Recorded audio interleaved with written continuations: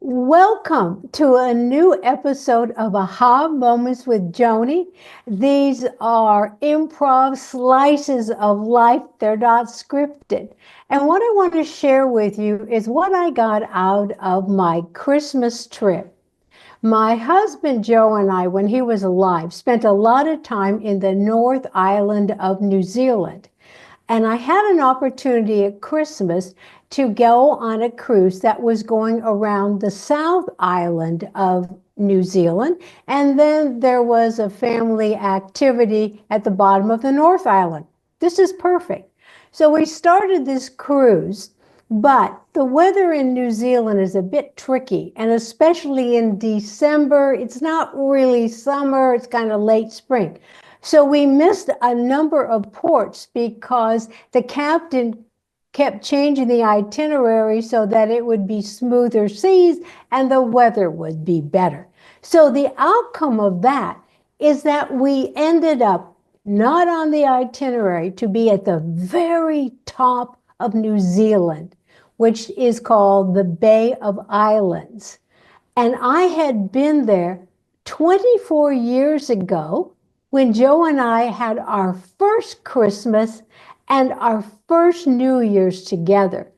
And suddenly I'm standing there in front of the hotel where we stayed in the Bay of Islands and the town of Russell. And I walked around town and I saw all the things we had seen and saw a number of the stores that we had been into 24 years ago. I had never thought I would ever have my foot on the place of Russell. And I said to myself, isn't this the most wonderful Christmas present from Joe? Such a surprise, wrapped up in a red bow. We finished the cruise, and then we go to Auckland, which is also in the main part of the North Island, to fly home. And we had a couple of days, and I got a chance to go to the main museum in Auckland. And our tour lady, who was taking us around, said, Joan, in the museum, take your shoes off and go into the Maori prayer room. This was a giant room, 20 by 40, and the walls were completely made of tikis, these from floor to ceiling carvings that the Maori did. And each one of these carvings was different. And she said to me when I went into the room, see if you feel or hear anything. So I went in there. I was in there for a time, and I came out, and she said, well, did you see or feel anything? I said, yes. I felt and heard the words, Joan, the real purpose of this trip to New Zealand was to make yourself whole and to make yourself happy. And when I came home and I was driving back from the airport, having completed the trip, I rethought about that. And I said, Joan, you have spent the last 3 years that Joe has been dead focusing on the past. What could I have done in the past that would make my present time exactly how I had envisioned it? Nothing. You cannot do that.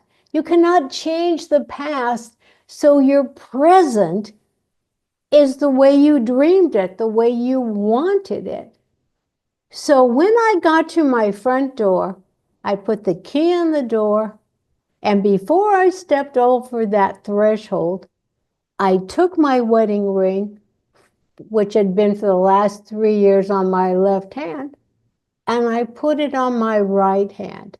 Because reality is, I am not married.